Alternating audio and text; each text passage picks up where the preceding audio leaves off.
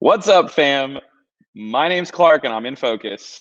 This is the second part of our event survival webinar series hosted by Reverb right here in the great state of Tennessee. We want to help you make your great event look great online, and it's really hard to do that this year during a pandemic. It's frustrating and exhausting, and we get it.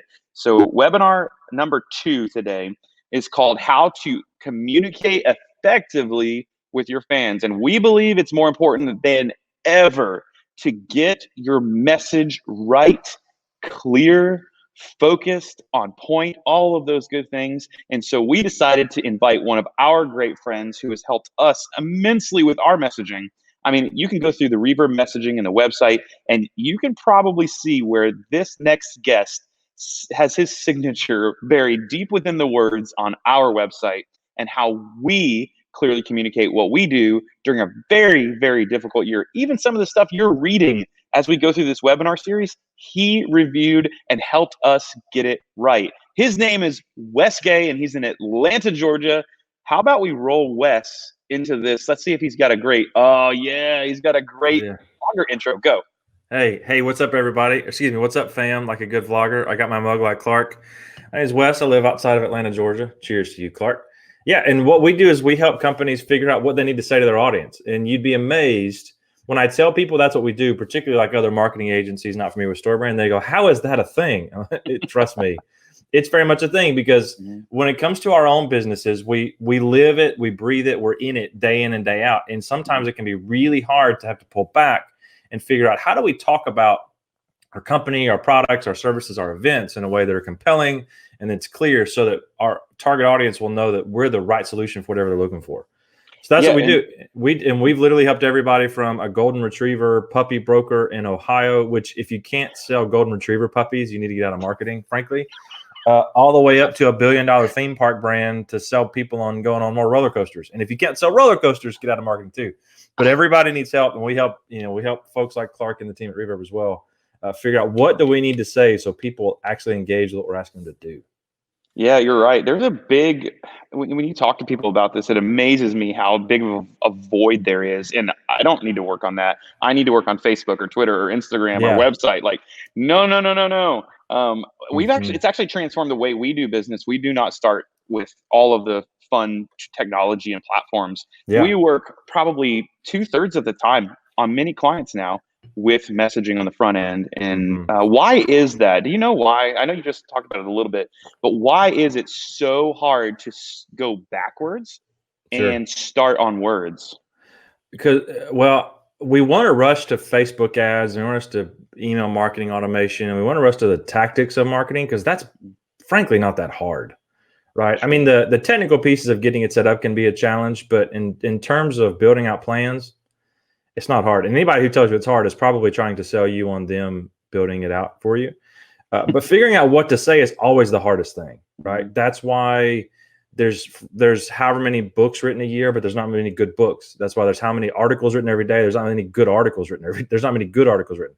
Figuring out what to say is really, really challenging, because figuring out what to say in anything is hard. Getting the words right at any point is hard. I mean, if you're married or ever been in any kind of relationship, or you have parents or siblings, there's been moments where things went awry because somebody did not say the right things, and we all know it, right?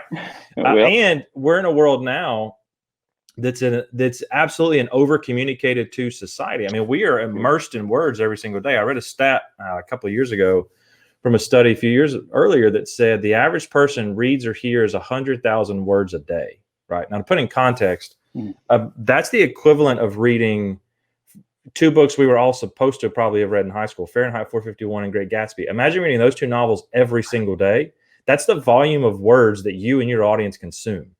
And so now it's harder than ever, because you're trying to cut through all of that stuff. And then and we're all in the same marketing channels and promotion channels. So we're trying to figure out, how do we compete against the multi-million-dollar budgets of some of these brands? How do we say the things that get people to buy? How do we capture their attention and get them to take action, to sign up for our event, to participate in what we've got going on, et cetera? You've just overwhelmed me thinking about how many words we have to compete with on things like getting this webinar out there. I mean, that is an overwhelming thing to think about. Everybody's reading 2 books a day. I think that's what you just said.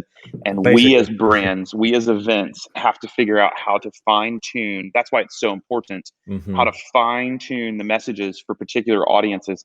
And here's the deal, Wes. It's harder for events than ever before, because what you're used to saying, I wrote a script yesterday for a large event video script for a large event. And it was like, oh, that's not what I want to say, this, because it's like, come be excited and have fun with us in a big room. And this is like, come watch a video and get connected in Zoom rooms to get it. It's just hard, right? It's a different ballgame. Well, the value of your event has changed. I mean, we all know, you obviously and the team at Reverb love events because that's part of what's one of your revenue streams, frankly. Yep. But events are just fun, right? Yeah. Especially you get to go somewhere different. You're there for a few days. You meet new people, hear new things. You have different experiences. You know, if it's a business event, like I know a lot of what you do is business events, it's a place for you to learn, to connect, to network, like all those things. What people always say, the greatest value of an event happens outside of the sessions. Well, now that is gone, and that value proposition that we've kind of hustled out there for so long has been taken away, and it's hard to replace it with staring at a screen because we all stare at a screen all day now. How do you make that compelling? How do you make that interesting enough for people who are going to want to do it while making sure they pay attention to what's on the screen? Because that's also the main value proposition of your event are gone.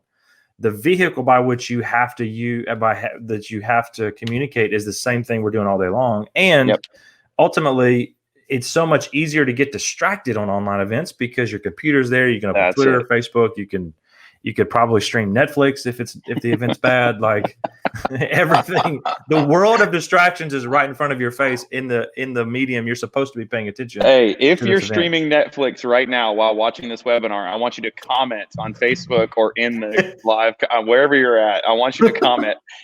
Oh, sorry, I was watching. No. Tell us what show you were watching on Netflix. That's what we want to know. Tiger King. I hope. I'll be watching a rerun of Tiger King. Stop. If we start going down the list of popular Netflix shows right now. Okay. By the way, it's a great one. So first big thing we want to talk about today is defining or refreshing your understanding for some people of what your attendees actually want. Because you just brought up a great point. A lot of them want to just, in-person events, they want to just be with other people. And I would say, I don't have the math to prove this.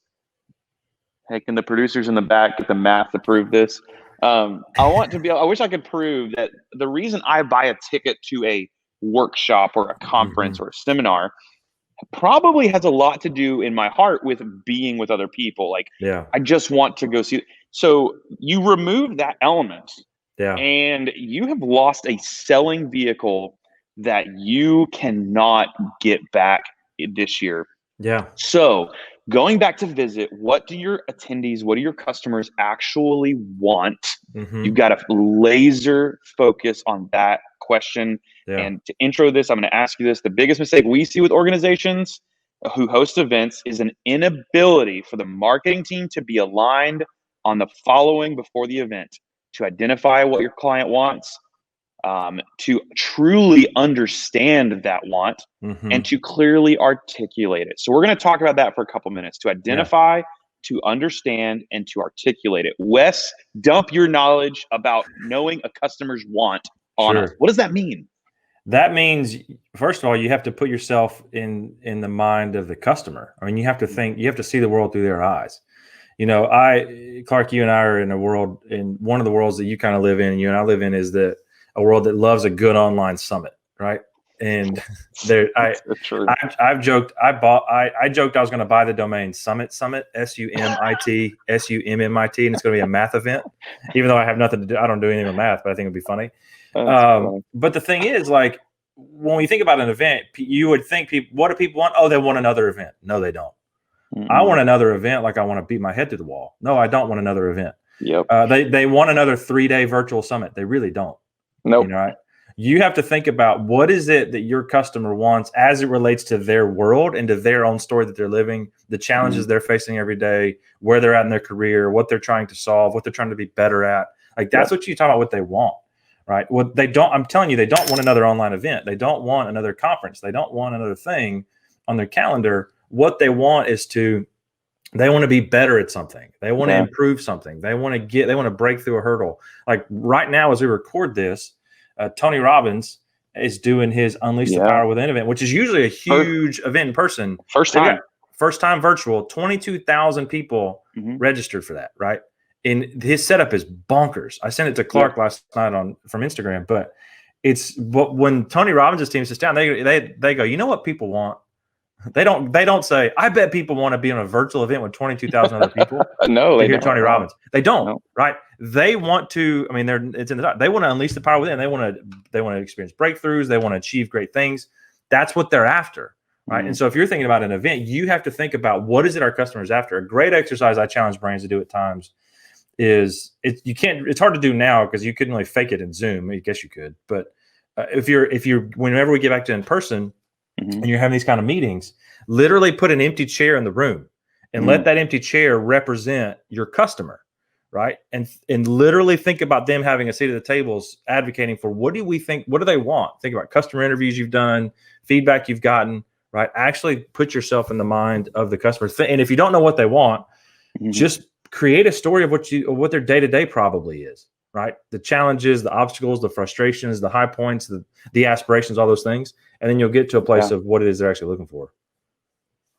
Man, I will say it's really hard for marketing teams, especially event marketing teams, to do this exercise. And not to plug you or anything that any of the StoryBrand guides are doing, but we have found it is one of the most helpful exercises a marketing or leadership team could ever do is revisit what the customer wants. And if you have a specific event that is this niche audience versus a product over here for this audience, you need to define it for this virtual event.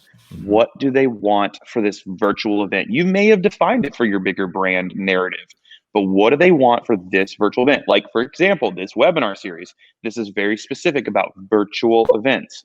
We know that people at Reverb, one of the things we talk about often is we know that you want to be either influential or known, especially online. And how does that happen? Through making your event look great online. And so, Wes, what do you say when it comes to Wayfinder and your customers? If you were hosting a virtual event tomorrow, what put you on the spot? What would you say they want? Sure. I would say they want to, I mean, right now for this pandemic season we're in, I would say they want to cut through the noise and connect with their customers in a relevant way. Right. I mean, that's what I would say, because your messaging has to change right now because what's causing people to buy has changed. And so what I'm seeing is people going, hey, we want to thrive right now. We just have no idea what to say in order to do it. We don't want to sound tone deaf. We don't want to sound ignorant and oblivious, but we want to make sure, how do we find that intersection of how our product and service can help people right now, but say it in a way where they understand that it's made for this moment. Right. So that's what I would do. Well, that leads me to the next question. Part 2 of this webinar is the narrative and the program has changed, not only outside around us, but also in front of us in the virtual programming, whether it's a fundraiser for nonprofits, which we are going to get to, I believe, next week, talking about how do you reprogram and rewrite the script that centers around the problems we're facing. Wes, why should we be talking about problems? I know you know the answer to this. Go. Yeah, because that's what people pay attention to, right? I mean, it's like, I don't understand why brands want to talk about anything other than customer problems, because we pay attention when there's a problem. So, for example, my wife and I was telling Clark before we started, I sent him something last night, and then I said, yeah, I sent it while we were watching 24. We're just now, I know I'm 20 years behind, as I usually am in a lot of things because I grew up Baptist and that kind of part of the territory. But 24, like the reason you watch 24 is because it's one problem after another. And it's a great realization. You know what? My day's not so bad. Like I'm not Jack Bauer, which makes my day infinitely better already.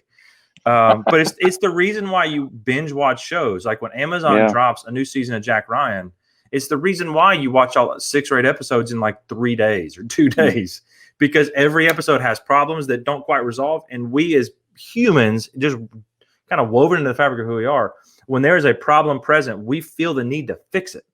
Right. Again, I mentioned earlier about if you're married in a relationship, guys are especially this way, where if there's a problem, as Vanilla Ice said, yo, I'll solve it. Like, we want to see that resolution. We can't let that happen. We have to fix it somehow. And so people pay attention. That's why in your favorite movies too, like in the movie Taken, it takes Liam Neeson 80 minutes to take out a lot of Albanians to finally find his daughter. And literally, if you remember, when he finds her on that boat and they hug, within 5 minutes, the credits are rolling. Yep. True. My favorite is the Avengers. Avengers Endgame. They spent 3 hours and 2 minutes on that whole film. Yeah. Spoiler alert, Iron Man snaps, he dies. Within like 10 minutes, we conclude a 23 movie arc and the credits are rolling. Boom. I am Iron Man, done. Thanos is gone. 10 minutes later, movie's over. It's like we spent 11 years to get to a 10-minute finale. Like, what in the world, right? Yep. Because the problem, and so your customers want to know, are you talking about the problems they have? Are you talking about the challenges that are in front of them? They won't articulate that's what they're looking for, but that's what they're going to keep reading, and that's what they're going to engage with. I think this is hard for events because we're like, hey, we're going to rely on a speaker, or we're going to rely on our fearless leader to talk about problems, and they forget about all the other little places of communication, whether it's in print or social media or promotional videos. Like, we forget that we have to keep the problem front and center. Well, I don't want to be negative. Like, that's not the point. The problem is, speaking of the problem is when the problem is solved, the story is over. The event narrative is over. You lose your audience. And I'm sure you have many conversations about this, Wes. So I'm going to ask you, how do you keep people from feeling, oh, we don't want to be negative all the time about the problem? Like, how do you keep people from that fear of being just negative Nancy Nancy's aren't all negative, by the way. I'm sorry. Just being negative about the problems that they're facing. Nancy's are negative, but Karen's, on the other hand. Stop. I'm sorry. Okay, keep going. Here we go. You don't have to talk about problems in a way that it just is a downer, where it feels like one of these Sarah McLachlan sad puppy dog commercials, right? You can talk about problems in a way that still feels both hopeful and empathetic. Because if you talk about your problems in the right way, the idea is that people still feel hopeful because they feel like you're going to solve it. Like, one of my favorite examples I use all the time with people is that you need to watch if you want to really learn masterclass in marketing, go watch the really successful infomercials. Yeah. Right. Like, my favorite one is the Ronco Showtime Rotisserie Grill. That infomercial is probably 20 years old or more now. And some of the audience may remember that's the one that for 28 minutes, the guy, all he basically says is set it and forget it. Right. Ron Popeil's little grill. Can we roll that real quick? I'll just walk over here. I'll put it in this new Pro model. I'll slide it back. If you followed all the instructional material, you just set it and forget it. You slide the window up, you follow all instructions, and you set it and forget it. Okay. So Ron Popeil sold $1 billion with a B, of that grill 20 years ago with no website, no commercial distribution, no retail distribution.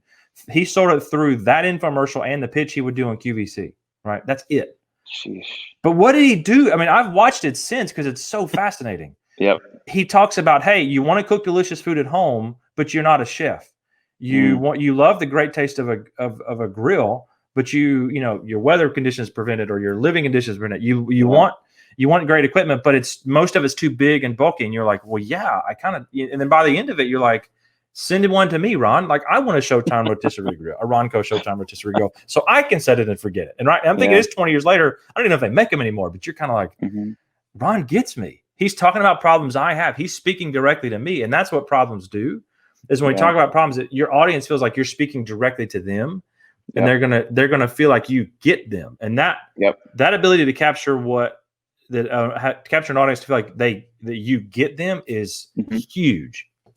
One of the reasons I absolutely love the StoryBrand framework, which we are so familiar with, and we teach, or we help so many people navigate the framework, is because even those executive leaders who are standing on the front of the stage and hosting the event, even though they're great communicators, often usually they're charismatic, they usually haven't done the exercise of this whole problem solution the StoryBrand framework. So how do you encourage your customers?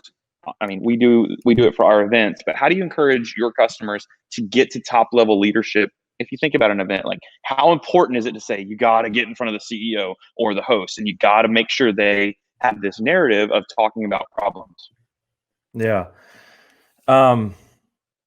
Yeah. I mean, you have to it's one of those things where it really helps to have it infiltrate the culture, right? So if I'm talking to somebody and they're kind of middle of the pack or they're not a senior leader, I frankly will push to have senior leaders buy in, because if we can't all agree on the core problem, if we can't agree on the thing we're trying to solve, it makes our job so much harder. Way harder.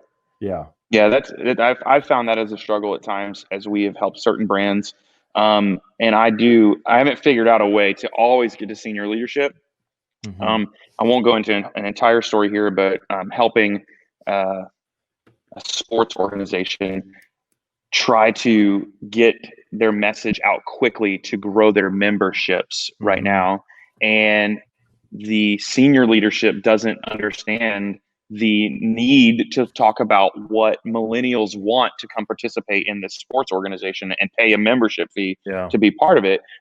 They want to talk about how nice the facilities look, and they want to talk about show these things they're proud of. And I'm like, I keep saying this audience for this project, they don't care what the facility looks like in the locker rooms. They don't care. They really They don't. care about their family being happy and exercising and getting outside. That's what they care about. They don't want a locked up family at home. They want to get outside. They want to exercise. So the problem, getting it up to senior leadership, even to sometimes board level, it's so important that that problems of your customer are front and center. Yeah, absolutely. Is it a problem that we keep talking about problems? It's not. I don't think we can talk about it enough, because I mean, this is, and sometimes there's a tendency, and I've run across this occasionally, where people will go, well, Nike doesn't talk about problems. It's Nike. Sure. Starbucks doesn't talk about problems. Well, their Starbucks problem is they burn their beans, but that's a different story. No offense, Starbucks. I'll probably go after this call because I love a good flat white. But it's like, you're talking about Disney World Disney doesn't talk about problems. They don't have to, right? But for the 99.8% of businesses out there, you have to talk about problems, because you're not a household name. And when you start talking about problems and you do it in the right way, what ends up happening is people associate the problem you're talking about with you, and the problem, and that becomes the problem you solve. So in their mind, you're anchored in as, oh, I have this problem, I need to call so and so. And this is going to sound so arrogant, so I apologize, but I don't know how I'm filed away in Clark's mental filing system, but whatever category I'm under, whenever Clark's trying to figure out how do we talk about something, he's like, I just need to call Wes, right? Because in Clark's mind, that's the problem that I'm anchored to. That's the problem that I solve. And so when you get really clear about the problem, aggressive. I'll pass. I'm just saying, Clark. But it's like, if you do that enough, what ends up happening is customers associate you with that problem. So when in that moment where they need to solve that problem, they're gonna say, yeah, of course I got to call these people. These are the ones that are going to do it for me. Well, I'm going to give a couple of examples of these problems, of scenarios, I should say, and then we're going to move to the last section of the webinar today. So one example of me making a purchase because of a problem is I go to Home Depot or Lowe's, if you're a blue Lowe's, I don't know, to buy a water sprinkler. I only go there to buy a water sprinkler if my grass is turning brown, right? Yeah. In the spring and early spring, when the grass is super green and it looks beautiful, I'm not thinking I need to go to Home Depot. I think about going to Home Depot when my grass starts turning brown, and I go there. I can choose Lowe's or Home Depot. There's one's closer than the other, but I go because I have a problem. That is, my grass is turning. Well, you don't go there because of technology to Home Depot, right? No, unless it's COVID-19 and you have touchless point of sale machines. And Lowe's doesn't, but they do. I go there because I have a problem. Another example of a purchasing decision or going somewhere because of a problem is a baseball game. Who would go sit for 4 hours at a baseball game unless you have a hole in your heart and you need some entertainment and you want to be with your friends and family? And so the problem is, I need to be around people and have fun and have a drink and some popcorn. You don't go to a baseball game just because you're loyal. I mean, very few people do, right? Mostly it's because you want to fill a problem. And going back to virtual events, you don't watch a 1 hour virtual fundraiser unless you know there is a problem in your community that you can help solve or you can feel proud about from donating. Exactly. Any other examples come to your mind before we move to step 3? Yeah. I mean, On the spot. I'm sorry. I don't have it on my desk. I think it's still upstairs. I got a thing in the mail. You know, we get direct mail like everybody all the time, right? Like local businesses will do these every door direct mailers. Yep. And I got one yesterday, and it was about oh gosh, what was it about? It was about an AC company. I don't know who they are. It wasn't bad, right? There was one side that I thought was pretty clear, but it's like I looked on it was a two-sided deal. I looked on the other side, and it's like there was not a single problem here. Right now, they had some great stuff. They had a great promise. They had a great guarantee. They had a great plan. All that stuff. It's like if you're a local business, small business, just tell me what the problem you're trying to solve is. Right. I talked to a nonprofit last week. Looked at their website, and I'm like, and I got on a call with them. I'm like, I think this is what you do. She said, no, we don't. I was like, oh, well, you should tell your website what you do because your website doesn't know. You should tell your website. You should tell your website. People say, hey, we don't actually do this. Yeah, I mean. I'm trying to think of other ones on the spot. That's okay. I'm going to move on. I will say, here's one. I will say though, and we'll probably see a new announcement in September when Apple does their new iPhone launch. I hope they do it virtually again because how Apple does virtual now is unstinking believable. Anyway, because it's Apple. Anyways, it's like when you think about Apple, when they go to launch a device, so Apple will say, "Hey, here's the new iPhone, 12XS Pro Max Plus or whatever it is." They'll say our camera has XYZ technology, and then they'll say so that you take better pictures at night. And now they've solved the problem of I love to take pictures in dark light, but I can't see anything, right? But then all the other cell phone companies will give you all they'll give you a checklist of stats and data. It's like you're not selling to nerds, you're selling iPhones to moms in the suburbs. You're selling iPhones to Instagram, aspiring Instagram influencers. Like they want to take better pictures. So say, hey, we've done this thing to solve the problem of pictures in low light looking bad. That's essentially what Apple's saying. Yeah. Right. And so Apple does a masterful job at this. We spent so much time on this today because problems are the meat of the story. And to tie this back to events, you have to make sure the narrative arc, whether it's on stage, virtually via camera, the host and how the host is talking, the setup, the ending, you have to make sure the problem is front and center because once the problem is solved, like you said, the credits start rolling. Okay, let's move on to the final part of today's webinar. You want to invite, it kind of ties to what I just said, but you want to invite speakers who will offer confidence to your attendees by staying aligned with the event narrative. So most of you are like, well, what does this have to do with technology? Today we're talking about messaging and clarity, right? How many events have you been to where you're like, okay, it's kind of on point, but they just went into this whole wrong left field part of the narrative? How do you get speakers or how do you encourage your brand to make sure the presenters stay on point? I know we use the word often guide, be the guide. How do you convince speakers to recognize the problem your event is trying to solve and be the guide to that audience? Well, I think if a speaker goes out of left field, it's usually because they weren't prepped well. Right. And I've worked with I had a client for a while that was she's big time corporate. I've had a couple big time corporate keynote speakers. They've spoken at every brand you could imagine, speaking fees in the 25 to 35 grand, whatever. Yeah. And when that's your profession and you're literally a professional at that thing, you approach it like a professional. And so part of approaching it like a professional for a speaker side is usually asking information, doing a speaker prep call, et cetera. And I've even been on calls with guys like a client I had a couple of years ago where John Maxwell was their main keynote. John Maxwell was the headliner.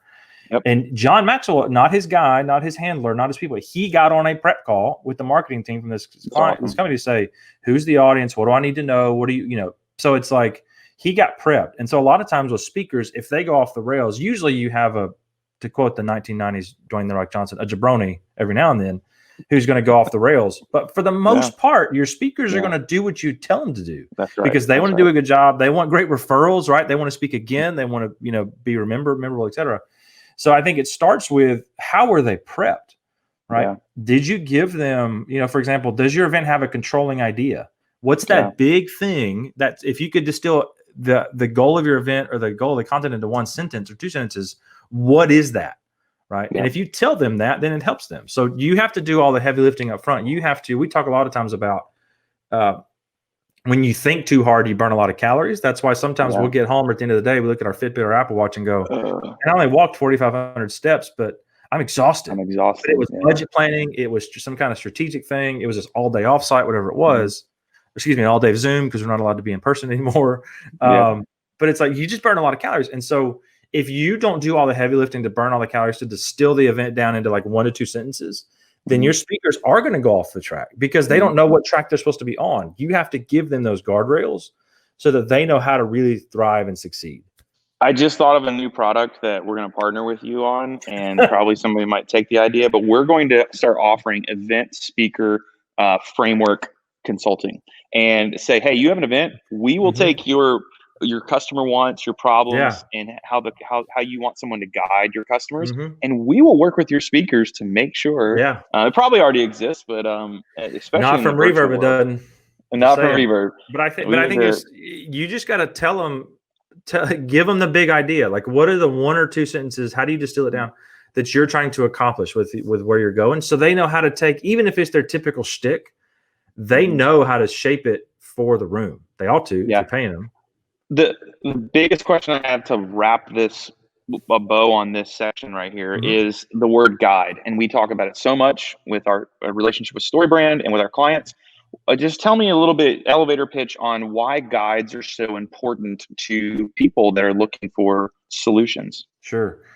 We all have things in life we want, whether it's personal or professional. But most of the time, there's something that gets in the way of us getting what we want. It could be fitness goals that we have a hard time getting on our own. It could be a business goal. It could be a virtual event. It could be a marketing campaign, whatever. And what we're looking for is somebody who understands our problems, so they express empathy, and has the competence and authority to actually help us, right? Yep. And so that's what a guide does. A guide comes along and says, I understand your problems because I've been there. I've lived it, or I've helped, I've seen it, with 1,000 other companies just like you. And here's how I've helped other people do it, or here's why, frankly, I think I'm the right solution for your problems. We are constantly looking for guides or companies, products, services to solve problems. And it could be as little as, I see ads all the time for a company called Allbirds. Allbirds makes shoes from sustainable materials. They claim it's wool and trees. I don't know how you make a shoe of trees. But that's another conversation. And I have a couple of pair of shoes that are fantastic. But they solve the problem of you want really comfortable shoes made in a sustainable way, right? And they're the vehicle to help me do it, right? And so that's why we buy everything. That's why I bought a new pocket knife 3 weeks ago, because it's so they are your guide to solving those problems. Is that what you're saying? I am, yeah. So like if they are the they're the guide, they're the vehicle, they're the path that's going to help me get to where I want to go. Like they're the way I'm going to get there. They're the method that I'm going to get there. And so, I mean, same thing with I quoted Dwayne "The Rock" Johnson when his 90s wrestling days a minute ago, but I would argue Dwayne Johnson is a great guide. Right? Sure. We all want to kind of be like The Rock with his smack talk skills and his biceps and his net worth. But like when he partners with Under Armour and he drops a new Under Armour collection, even though it's his collection, his name, all that stuff, even when you see it on Instagram, he's the guide. He's saying, he's you know what? Guide. Yeah. I want you to be the hardest worker in the room. I want you to, take life with your own 2 hands and go build it from the ground up. I want you to put in the effort, and I'm going to give you the t-shirts to do it, or the cut off sleeveless hoodies. Right. And you're like, yeah, I need a sleeveless hoodie to go be the hardest worker. You don't, but you end up buying one. I have one of his t-shirts, and anytime I wear it, my kids who are 4 and 5 go, "What's that scary cow on your shirt, Daddy?" I'm like, well, this is, if you smell it, The Rock is cooking. That's what this is. He's cooking apparently cow for breakfast. But that's what it like. It's like we look for brands, products, services, events to help us get to where we want to go. We want to go. Man, you have put a bow on this, but I'm going to add some whipped cream on top of the whole thing. I want to ask a very relevant, touching question for you, pretty much on the fly, because I just told you right before we started this that you were going to have to answer this question. But as we know, and maybe the audience hasn't thought about this before, but presidential elections. Okay. Oh man, I open the bag. Presidential elections. If you look at the past couple of elections, essentially the leader that gets elected was the one who was the best guide, who had the clearest message, right? So can anybody tell us what John Kerry wanted? No. Could anybody else tell us what Jeb Bush wanted? No. Could anybody tell us what Hillary Clinton wanted? No. could you tell me what Barack Obama wanted? Yes, he wanted hope and change, or he Yeah. knew that we wanted hope and change. Mm-hmm. What did Donald Trump talk about? Yeah. Make America great again. Make America. We want America to be great. So now that we're in phase 2 or getting close to phase 2 of election cycle with the president and his competitor, Joe Biden, talk to me about what they're doing good and bad when it comes to being the guide for their particular audiences. Yeah. Well, what you just said, I would start with what Trump is doing. He's doing well, but it's also bad. And that is, he is the guide for his audience, but it's his specific base, not the American people. Yeah. It's true. Part of my frustration with Trump, and I'm going to get hate, but I really don't care at this point. Part of the frustration with him has been when he became president, he did not get out of campaign mode. Yep. In 2017. But the reality is, like, if you're just, we can just be totally agnostic about Trump for a minute.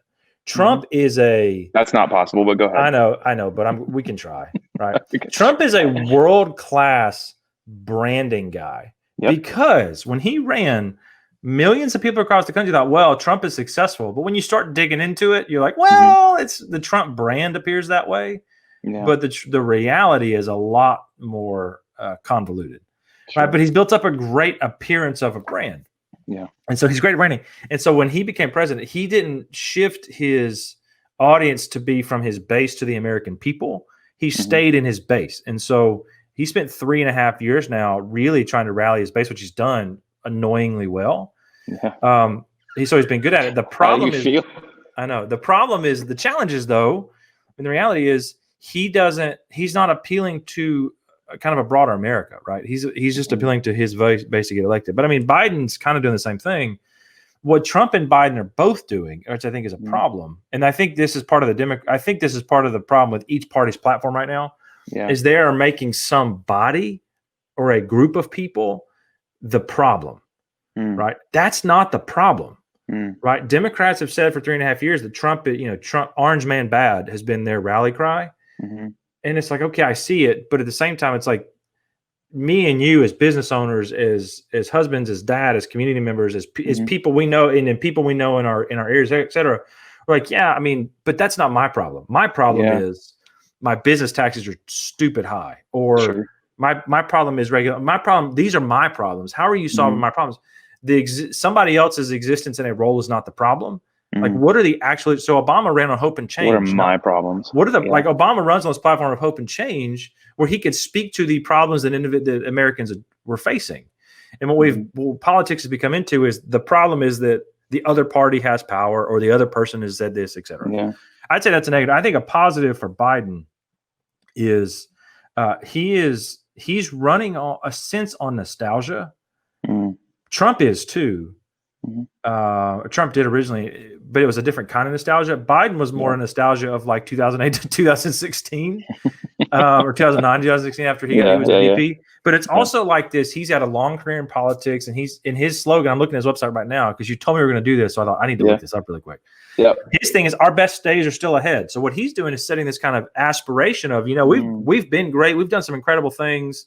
Mid-July was the anniversary of the moon landing. Like, we've done some really great stuff in our history, but our better days are still ahead. So let's try to be better, right? Instead of, hey, we used to be great. Let's go back to some fake sense of greatness that never really existed. And now we've achieved some level of greatness, we assume, but now we got to keep, like, it's a convoluted message from Trump. And I would say what Trump's done, interesting, again, really well, is he's behind the scenes. In 2016, he basically ran his company like a tech startup, or ran his campaign like a tech startup. If just Google and do some research on how Facebook supported the Trump and the Clinton campaigns from a paid advertising perspective, again, take the people out of it. It's fascinating how they ran it. It's really fascinating from a paid marketing perspective. Yeah. But yeah, I think their messaging at the end of the day is like, nobody's really talking about the issues. We're talking about the people as they're the issues. And it's like, that's not my issue. My issue is taxes. My issue is education. My issue is, right now, the economic inequality. Inequality, absolutely. Racial and economic inequality. Yeah. And